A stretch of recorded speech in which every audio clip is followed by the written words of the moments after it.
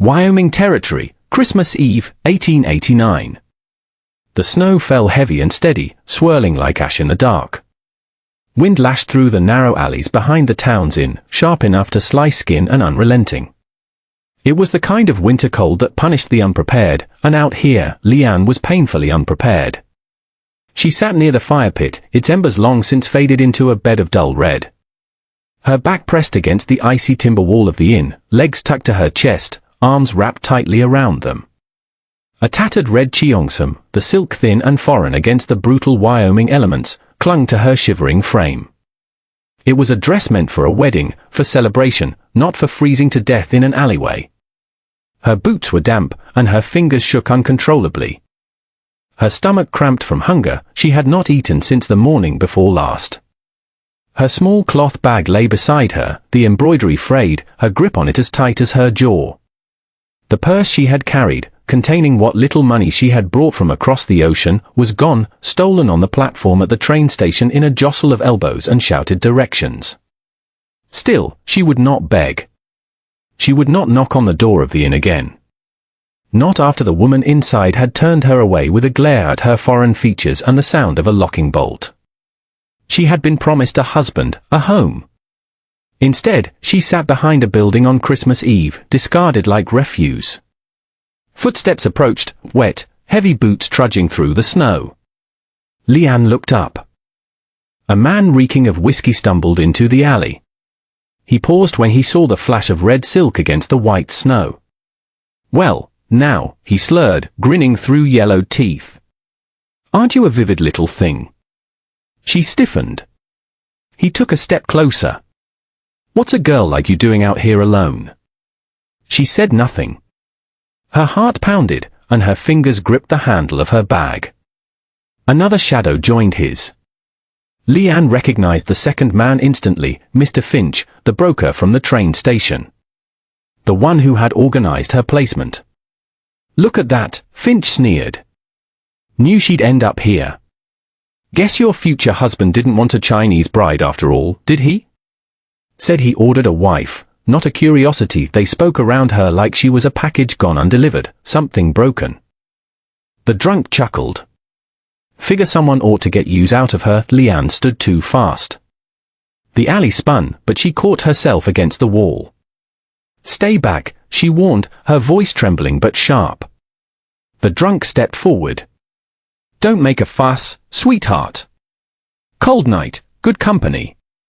We can all stay warm." Her back hit the wall. There was no more room to retreat. She kept her bag between them like a shield.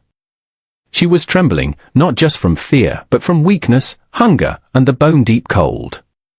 "You do not get to fall," she told herself. "Not tonight." That was when she heard it. The distinctive click of a hammer being pulled back on a revolver. The sound cut through the wind like a whip crack.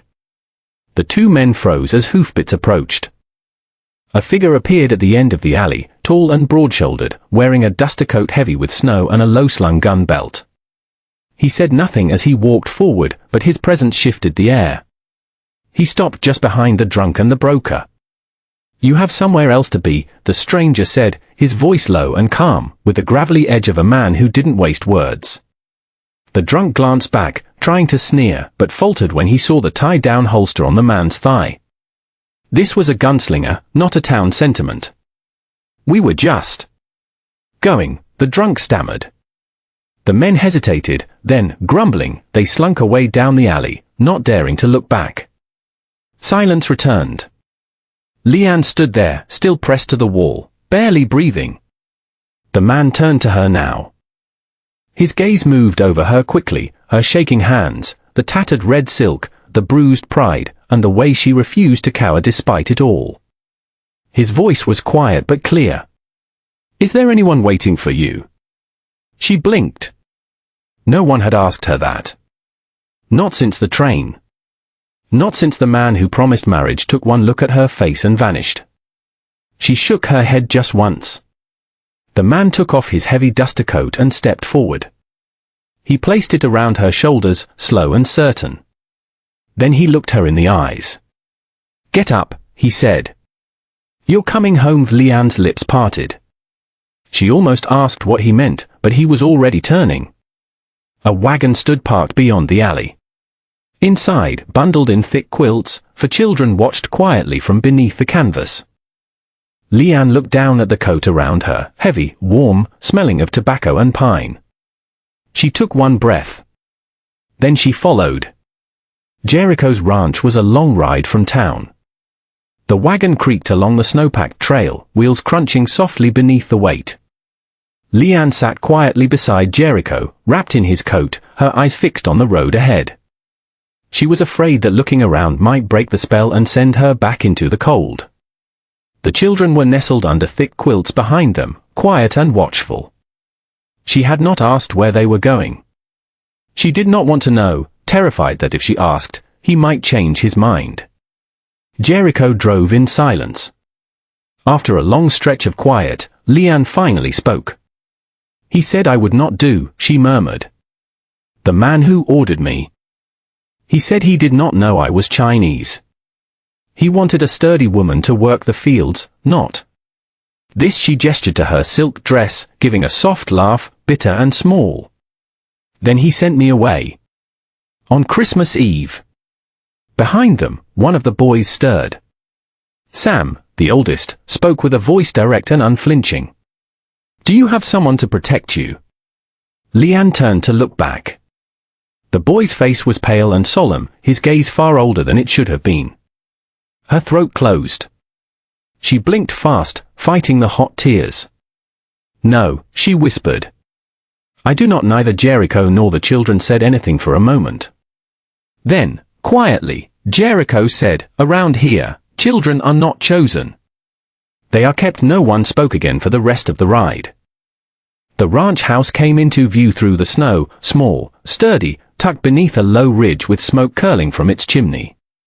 The wagon pulled to a stop, and Jericho climbed down, lifting Toby, still half asleep, into his arms before helping Leanne off the bench. Warmth hit her the moment they stepped inside. The fire in the hearth crackled steadily. The air smelled of wood smoke and something savory. The children followed in one by one as Leanne moved slowly toward the fire. The 4 of them turned to look at her all at once. Sam stood closest, watching Jericho first, then turning to Leanne with calm, unreadable eyes. Ben hovered near the door, eyes flicking toward it as though afraid it might shut again and leave him out. Lily peeked from behind a wooden chair, small fingers gripping the edge. Toby whimpered softly in Jericho's arms, burying his face into the man's coat. Leanne stood, unsure where to step. She had never seen children so still. Without a word, Jericho guided her gently toward the hearth. He pointed toward the wooden bench closest to the flames. She sat slowly, her fingers still trembling. Jericho ladled soup from a pot over the fire and handed her the first bowl. Steam rose in gentle curls, and her hand shook more from gratitude than cold as she accepted it. He looked toward Sam and gave the boy a nod. No words passed between them, but Sam understood. He moved over and made space beside the fire for the others. The children settled in one by one. Leanne took a sip of the soup. It was thin, mostly broth, but warm and real. She glanced up. The children ate without talking, each glancing at her from time to time. No one asked why she was there. No one asked her to leave. And in that silence, something inside her softened. A gunslinger with 4 children. She looked at Jericho, who sat with Toby still in his arms, calm as the firelight flickered across his rugged features. None of them are pushed aside, she thought. Not even the smallest one. The soup was gone too fast. She held the empty bowl in her lap and stared at it, blinking back tears. She had eaten. She was warm. And for the first time in days, Leanne felt safe. The wind howled through the gaps in the wooden walls again, a long, low whistle. But Leanne had barely moved. She sat quietly, watching the children. Ben flinched each time the wind changed pitch, his shoulders rising with every gust. When the soup had been served, he had waited until Jericho took his seat before eating. Lily had taken one look at her bowl and gently pushed it toward Toby. The toddler had already been nodding off, but Lily only picked up her own spoon after checking that his bowl was full. Sam never spoke unless spoken to. He moved with quiet purpose, collecting the firewood and stacking it neatly without being asked. Leanne noticed a pair of worn boots drying near the stove, smaller than Jericho's but older than the rest of the children's things. She had seen Sam put them on earlier. They were scuffed at the toes, well used. They had belonged to him for years, from before. The others wore clothes patched and mended, clearly Jericho's doing. But Sam's coat, though repaired, had history. Leanne did not want to ask, but quietly, almost to herself, she said, "The oldest. He is your real son, isn't he?" Jericho did not answer right away. He looked toward the hearth where Toby was now fully asleep against his chest. Then he said in a voice so low it almost blended with the crackle of the flames, "He is the only one who never had to ask if I was coming back." Leanne looked down at her cup. There was nothing else to say. Leanne woke to the faint scent of cornmeal and wood smoke. The room was still dim, touched only by the glow of a low fire. She stepped out of the room to find Jericho already up, crouching near the stove. "Morning," he said without turning. Leanne murmured a soft reply. Across the room, the children played in quiet clusters. There was a strange kind of calm to them, like they knew someone in the house needed quiet to mend. Sam stacked small wooden blocks. Lily sat curled with a doll made of cloth. Ben was sketching on the frosted window. Leanne moved toward the stove, reaching out to lift a pot, desperate to be useful. But Sam was already there. "I got it," he said simply, shifting the pot toward the warmer edge. She took a step back. She grabbed a broom, but Ben was already sweeping. She glanced at the table. Lily had already arranged the spoons. Leanne stood still. No one had asked her to do anything, but there was nothing left to do. She had never felt more unneeded. She walked back toward the door, heart tight. Jericho looked up from the skillet. He saw the stiffness in her shoulders, the way she held herself too straight. Without a word, he wiped his hands and followed her to the porch. The cold met them fast. Jericho picked up a pair of thick gloves and held them out.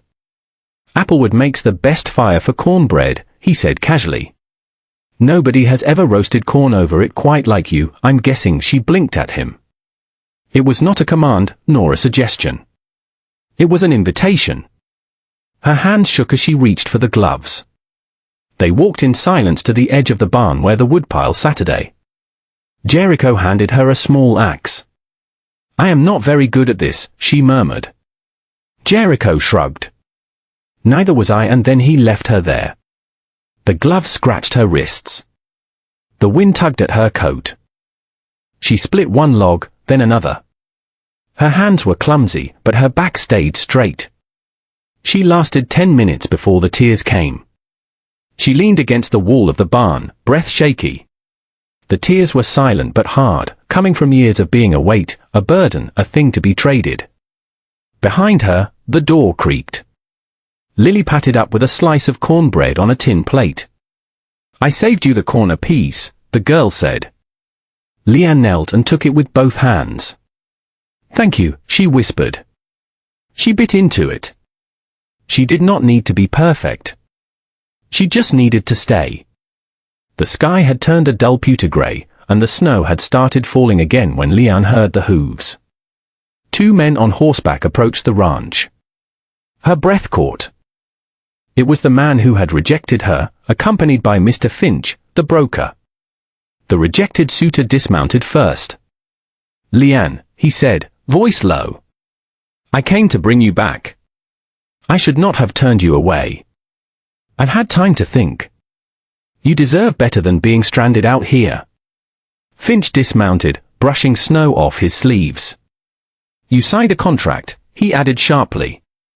"You were promised, and now you're in breach." From the barn, the door creaked. Jericho stepped into view. He did not hurry.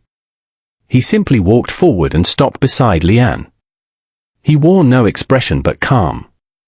The wind lifted his coat, revealing the iron on his hip. Jericho did not look at Leanne. His eyes remained on the men. What does she owe you? He asked. His tone was not a challenge, it was a finality. The suitor opened his mouth, then closed it. Leanne spoke before they could. I used to believe I had no other choice, she said quietly.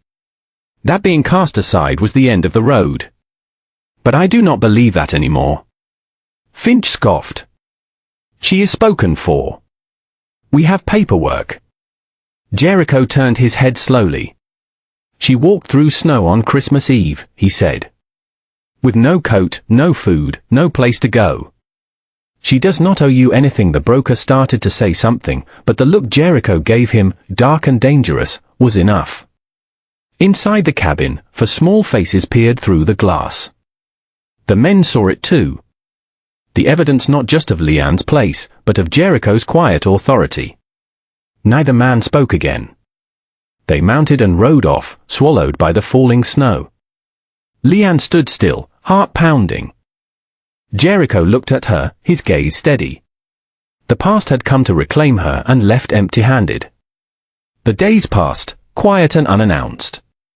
In the small ranch house, Leanne was no longer a guest. She mended a torn hem on Lily's dress using scraps of red silk from her own ruined cheongsam. The stitches were uneven, but Lily grinned. With Toby, it was simpler. He had begun reaching for her without thinking, tiny hands grasping at her skirt. And with Sam, it was slower. He helped her carry firewood and watched her, measuring who she was by what she stayed for. One evening, Sam sat on the floor while Leanne gently brushed his hair. He did not squirm. Then, without turning, he asked, "Are you going to stay forever?" Leanne's hand stopped. She looked toward Jericho, who was whittling by the fire. "I would like to," she said quietly. "If you all would let me." Sam nodded once. He reached into his pocket and pulled out a small, folded square of fabric. It was an old handkerchief. "My ma gave me this when I was little," he said. "She said to keep it when I missed her. I think maybe you should have it now." Leanne took it with trembling fingers. She pressed it to her lips, then looked up at him. Not a boy asking for a mother, a boy telling her she had become one. The wind was shifting when they finished loading the wagon for a supply run. Leanne stood beside Jericho, arms red from the cold. "You sure the horses can pull this much?" she asked. He gave a slow nod. They climbed into the wagon together. The snow came sooner than expected, a thick, heavy flakes that clogged wheels. The wagon lurched and stopped. "Too deep," Jericho muttered. They led the horses to a small cave half hidden under a ridge. Inside, the cold was still sharp. Jericho built a small fire. Leanne sat with her back to the stone wall, shivering. Jericho shrugged off his coat and draped it around her again. "You do not have to," she said. "I do not leave people cold in the snow," he replied. He looked at her, the firelight catching the sharp angles of his face. "I still do not